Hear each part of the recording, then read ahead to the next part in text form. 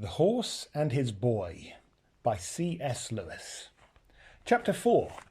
Shasta falls in with the Narnians. At first, Shasta could see nothing in the valley below him but a sea of mist and a few domes and pinnacles rising from it. But as the light increased and the mist cleared away, he saw more and more.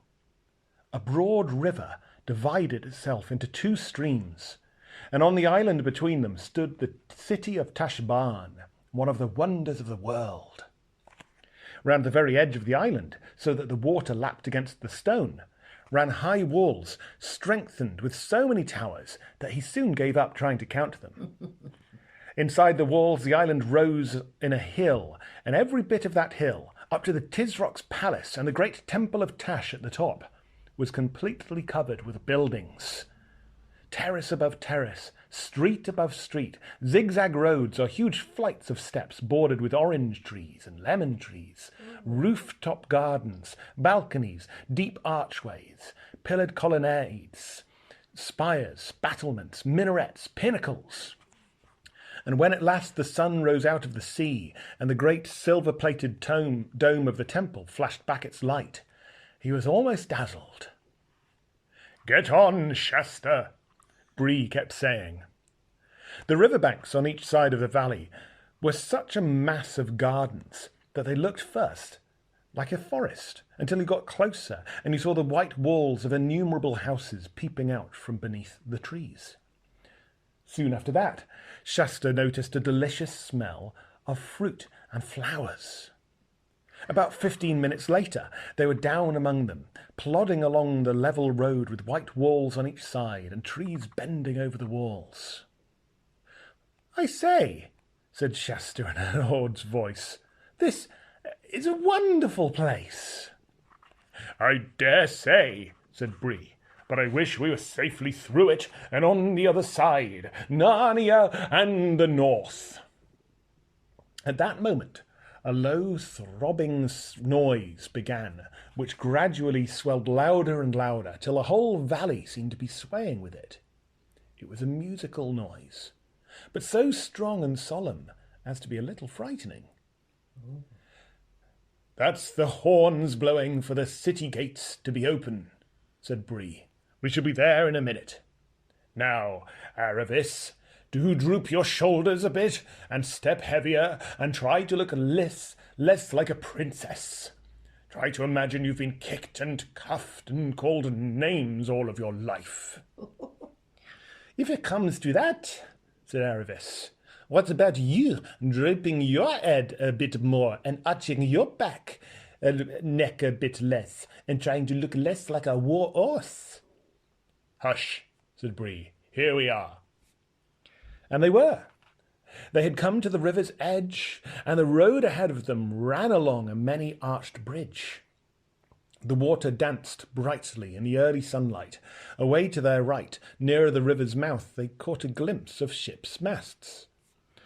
Several other travellers were before them on the bridge, mostly peasants, driving laden donkeys and mules or carrying baskets on their heads. The children and the horses joined the crowd. "Is anything wrong?" whispered Shasta to Aravis, who had an odd look on her face. "Oh, it is very well for you," whispered Aravis rather savagely. "What will you care about Tashbaan? But I ought to be riding on a litter with soldiers before me and slaves behind, and perhaps going on to a feast in the Tisroc's palace. May he live forever. Not sneaking in like this. It's different for you." Shasta thought all this was very silly. At the far end of the bridge, the walls of the city towered high above them, and the brazen gates stood open in the gateway, which was really wide, but looked narrow because it was so very high. Half a dozen soldiers, leaning on their spears, stood on each side. Aravis couldn't help thinking, "They would all jump to attention and salute me if they knew whose daughter I was." But the others were only thinking of how they'd get through and hoping the soldiers did not ask any questions. Fortunately, they did not. But one of them did pick up a carrot out of a peasant's basket and threw it at Shasta with a rough laugh, saying, "Ha!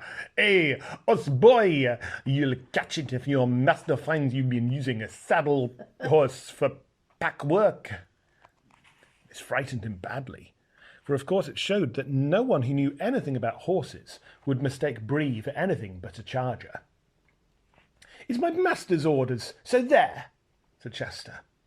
But he would have been better if he had held his tongue, for the soldier gave him a box on the side of his face that nearly knocked him down, and said, "Take that, you young filth, to teach you how to speak to free men." But they all slunk into the city without being stopped. Shasta cried only a little. He was used to hard knocks. Inside the gates, Tashbaan did not at first seemed so splendid as it had looked from a distance. The first street was narrow, and there were hardly any windows in the walls on each side. It was much more crowded than Shasta had expected, crowded partly by the peasants on their way to the market, who had come in with them, but also with water sellers, sweetmeat sellers, porters, soldiers, beggars, ragged children, hens, stray dogs, and barefooted slaves. What you chiefly would have noticed if you had been there was the smells, which came from unwashed people, unwashed dogs, scent, garlic, onions, and piles of refuse which lay everywhere. Shasta was pretending to lead, but really it was Bree, who knew the way and kept guiding him by little nudges with his nose. They soon turned to the left and began going up a steep hill. It was much fresher and pleasanter, for the road was bordered by trees, and there were houses only on the right side. On the other, they looked out over the roofs of the houses on the lower town and could see some way up the river.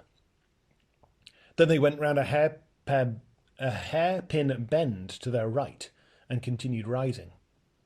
They were zigzagging up to the centre of Tashbaan. Soon they came to finer streets, great statues of the gods and heroes of Kalaman, who were mostly impressive rather than agreeable to look at, rose on shining pedestals.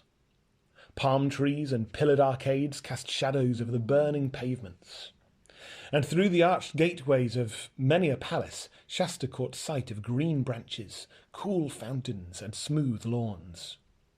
It must be nice inside, he thought. At every turn, Shasta was hoping they would get out of the crowd, but they never did. This made their progress very slow, and every now and then they had to stop altogether. This usually happened because a loud voice shouted out, "Way, way, way for the Tarkan, or for the Tarkineur, or for the 15th Vizier, or for the Ambassadeur," and everyone in the crowd would be crushed back against the walls, and above their heads Shasta would sometimes see the great lord or lady for whom all the fuss was being made, lolling upon a litter which 4, even 6 gigantic slaves carried on their bare shoulders.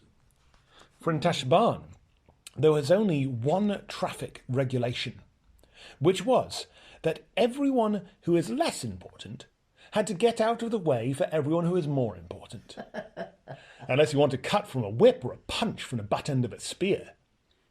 It was a splendid street, very near the top of the city. The Tisrock's palace was the only thing above it, that the most disastrous of these stoppages occurred. "Way, way, way," came the voice, "way for the white barbarian king, guest of the Tisrock, and may he live forever. Way for the Narnian, ye lords." Shasta tried to get out of the way and to make Bree go back, but no horse, not even a talking horse from Narnia, backs easily. And a woman with a very edgy basket in her hands, who was just behind Shasta, pushed the basket hard against his shoulders and said, "Now then, who are you shoving?" And then someone else jostled him from the side, and in the confusion of the moment he lost hold of Bree, and then the whole crowd behind him became so stiffened and packed tight that he couldn't move at all. So he found himself, unintentionally, in the first row, and had a fine sight of the party that was coming down the street.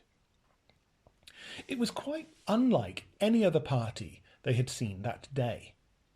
The crier who went before it shouting, "Way, way," was the only Calmarine in it. And there was no litter. Everyone was on foot. There were about half a dozen men, and Shasta had never seen anyone like them before.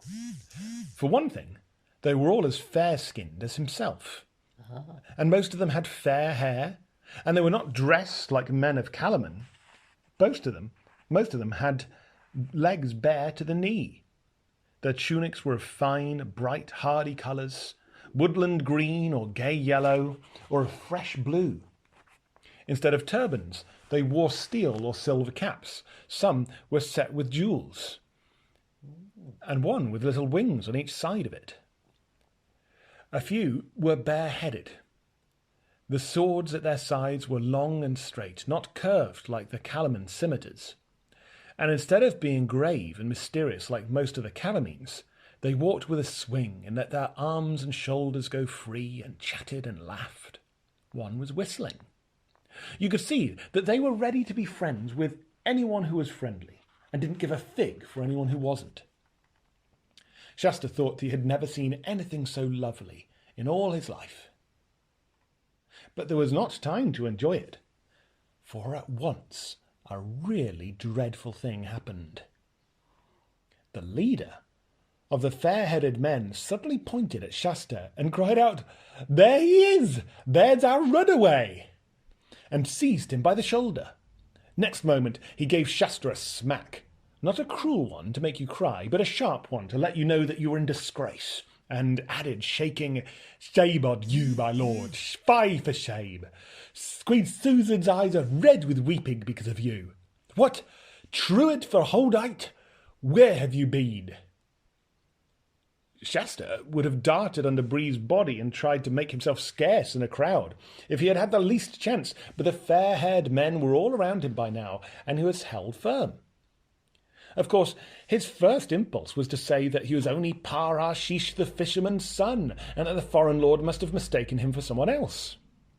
But then, the very last thing he wanted to do in that crowded place was to start explaining who he was and where he was going. If he started on that, he would soon be asked where he had got his horse from and who Aravis was, and then goodbye to any chance of getting through Tashbaan. His next impulse was to look to Bree for help, but Bree had no intention of letting all the crowd know he could talk, and stood looking just as stupid as a horse can. As for Aravis, Shasta did not dare to look at her for fear of drawing attention. And there was no time to think, for the leader of the Narnians said at once, "Take one of his lordship's hands, Peridad, of your courtesy, and I'll take the other. And now on. Our royal sister's mind will be greatly eased when she sees our young scapegrace safe in our lodging."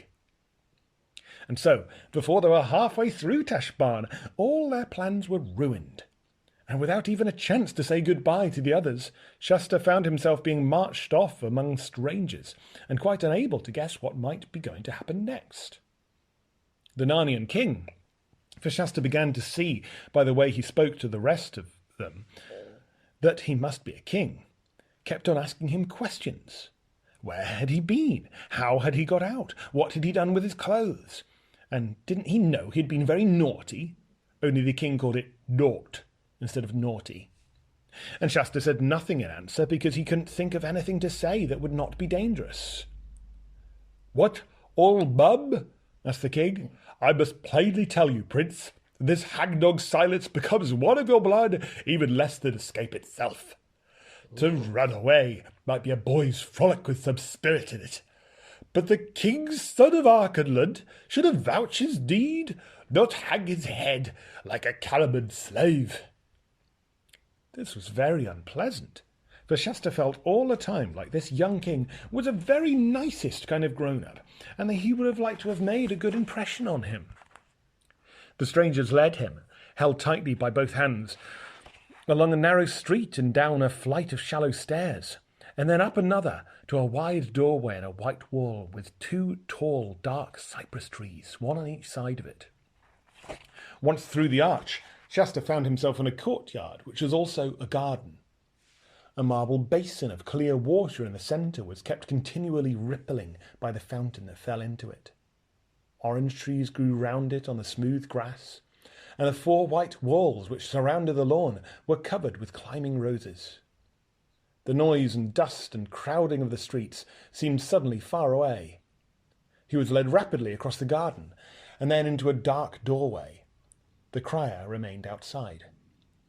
After that, they took him along a corridor where the stone floor felt beautifully cool to his hot feet, and up some stairs.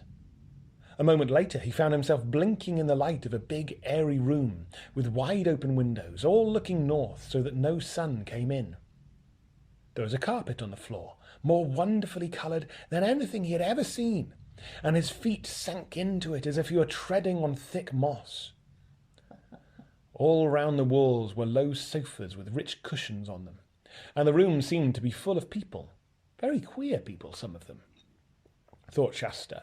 But he had no time to think of that before the most wonderful lady he had ever seen rose from her place and threw her arms round him and kissed him, saying, "Oh, Corin, Corin, how could you? And thou and I such close friends ever since thy mother died. And what should I have said to thy royal father if I had came home without thee? What would have been a cause of almost war between Archenland and Narnia, which are friends of time out of mind? It was naught, playmate, very naught of thee to use us so." Apparently, thought Shasta to himself, I'm being mistaken for a prince of Archenland, wherever that is, and these must be Narnians. I wonder where the real Corin is. But these thoughts did not help him say anything out loud. "Where hast thou been, Corin?" said the lady, her hand still on Shasta's shoulders. I don't know," stammered Shasta. "There 'tis, Susan," said the king. "I can get no tale out of him, true or false." "Your Majesties, Queen Susan, King Edmund," said a voice. And when Shasta turned to look at the speaker, he nearly jumped out of his skin with surprise. For this was one of those queer people whom he had noticed out of the corner of his eye when he first came into the room. He was about the same height as Shasta himself. From the waist upwards he was like a man, but his legs were hairy like a goat's, and shaped like a goat's, and he had a goat's hooves and a tail. His skin was rather red, and he had curly hair and short pointed beard and 2 little horns. He was, in fact, a faun, which is a creature that Shasta had never seen in a picture or ever heard of. And if you've read a book called The Lion, the Witch, and a Wardrobe, you may like to know that this was the very same faun, Tumnus by name, whom Queen Susan's sister Lucy had met on the very first day when she had found her way into Narnia. But he was a good deal older by now, for by this time Peter and Susan and Edmund and Lucy had been kings and queens in Narnia for several years. "Your Majesties," he was saying, "His little Highness has had a touch of the sun. Look at him. He is dazed. He does not know where he is." Then, of course, everyone stopped scolding Shasta and asked him questions, and he was made so much of and lay down on a sofa, and cushions were put under his head, and he was given iced sherbet in a golden cup to drink and told to keep very quiet. Nothing like this had ever happened to Shasta in his life before. He had never even imagined lying on anything so comfortable as that sofa, or drinking anything so delicious as that sherbet. He was still wondering what had happened to the others, and how on earth he was going to escape and meet them at the tombs, and what would happen when the real Corin turned up again. But none of these worries seemed so pressing to him now he was so comfortable. And perhaps later on there'd be nice things to eat. Meanwhile, the people in the cool, airy room were very interesting. Besides the faun, there were 2 dwarfs, a kind of creature he had never seen before, and a very large raven. The rest were all humans, grown-ups but young. All of them, both men and women, had nicer faces and voices than most Colomines. And soon Shasta found himself taking an interest in their conversation. "Now, madam," the king was saying to Queen Susan, the lady who had kissed Shasta, "what think you? We have been in the city nearly 3 weeks. Have you yet settled in your mind whether you'll marry this dark-faced lover of yours, this Prince Rabadash, or no?" The lady shook her head. "No, brother," she said, "not for all the jewels in Tashbaan." Hello, thought Shasta. Although they're king and queen, they're brother and sister, not married to one another. "Truly, sister," said the king, "I should have loved you the less if you had taken him. And I tell you that at the first coming of the Tisroc's ambassador Jadaria to treat of this marriage, and later with the prince with our guest at Cair Paravel, it was a wonder to me that ever you could find it in your heart to show him so much favour." "That was my folly, Edmund," said Queen Susan, "of which I cry you mercy. Yet when he was with us in Narnia, truly this prince bore himself in another fashion than he does now in Tashbaan. For I take you all to witness that marvellous feats he did in the great tournament and the Hastalude which our brother the High King made for him, how meekly and courteously he consorted with us in a space of 7 days. But here in his own city he has shown another face." "Ah," quoth the raven, "it is an old saying, see the bear in his own den before you judge of his conditions." "That is very true, a Shadowpad," said one of the dwarfs. "And another is, 'Come, live with me, and you'll know me.'"